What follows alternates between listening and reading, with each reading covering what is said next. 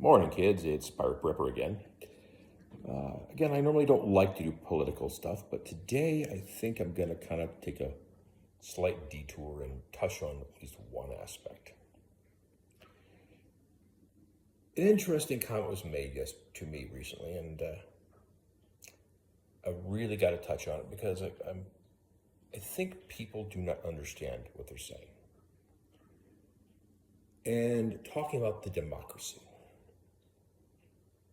The U.S. is not and has never been a democracy. We're a democratic republic. What does that mean?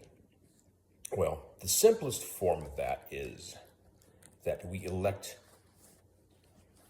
people to office locally, but on the grand scale, we put electors up to make the choices. The long roundabout answer is there is no popular vote. And that's a good thing, because as we've seen throughout history, popular vote doesn't work.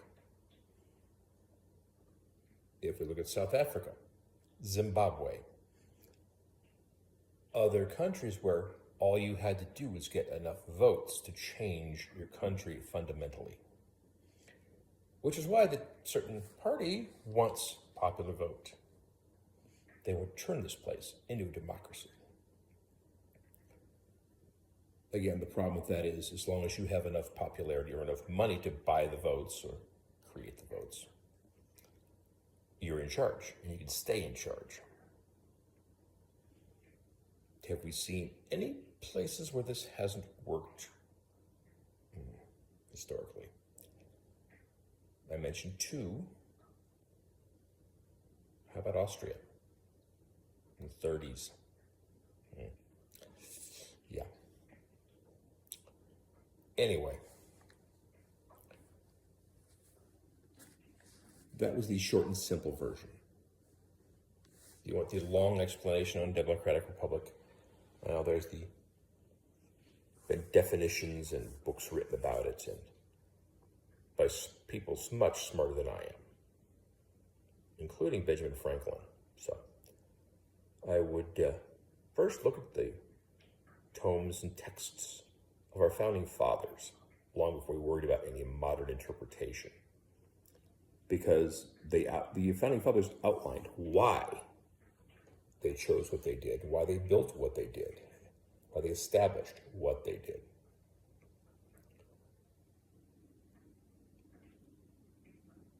And let's be honest here. Those young guys, and they were young guys at the time, the majority of them were well under 40 when the revolution happened. We see all these pictures of the old guys with the gray hair. That was long after that happened. Do a little research. The comments about the old guys and their powdered wigs made by, again, a certain party, it's not exactly correct.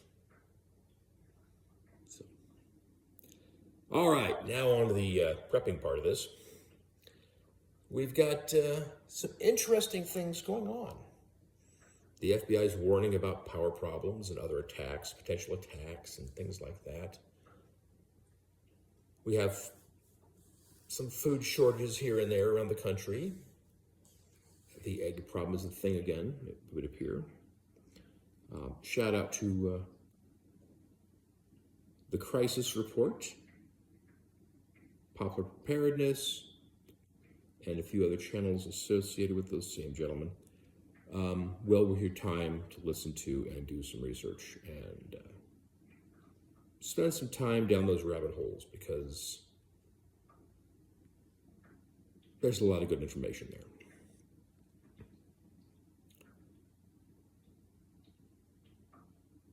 But looking at what is happening around the world, around our nation, and things are speeding up. And November might not be the solution to everything. In fact, November may cause more problems than we already have, depending on your viewpoint, depending on your beliefs, depending on a lot of stuff. You can really look at November from a black and white conceptual angle. I'm not saying that either side is wrong.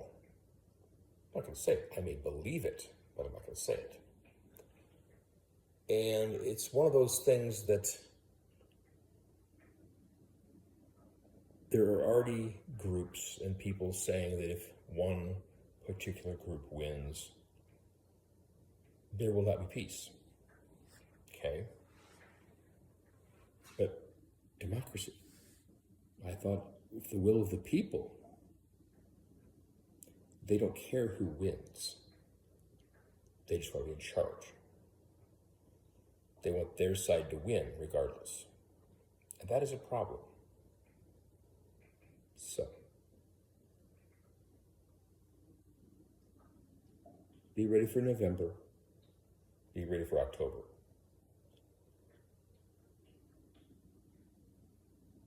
Be prepared in general. But don't take unnecessary risks. You don't have to go out except to vote. Except to vote. If you don't have to go out during these days of rage or what these days of peaceful protest or whatever they're going to call them coming up, don't. Don't go into the areas. Don't go places where your gut's telling you don't go. Listen to your gut. If you got to drive a little farther the other direction, do it. It's not worth it.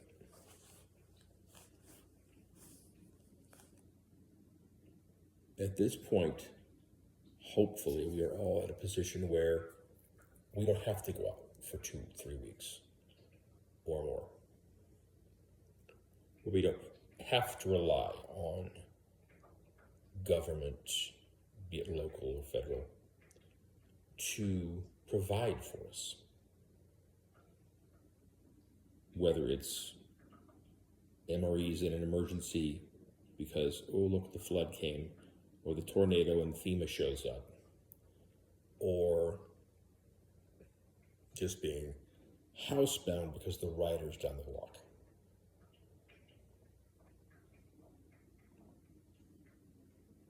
Have enough stuff, enough food, enough water, enough supplies to where you're not, oh no, I'm down to my last roll of toilet paper and I've got to go out and try and find some. Don't be in a position where you are on your last X when something happens. Okay, buy a little extra to start with. When you're down to 1 or 2 of something, go buy more before you run out. Do copy canning. If you use 1, buy 2. That way you're always building up your stock. Be it what it is. Buy stuff you're going to use or can use. If you don't like lentils, don't buy lentils. Common sense would dictate that. People put back a lot of stuff that they don't use or not going to use because somebody said they needed X.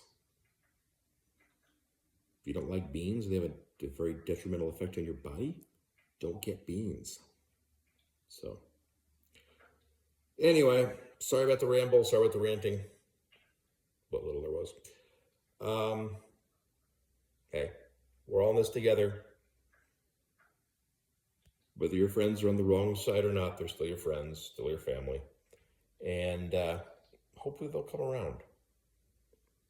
They're probably thinking the same about you. Well, we hope. Or they're just written you off and don't care. So, anyway, let's remember, do something. Get off your butt. Be safe. Parrot Pepper out.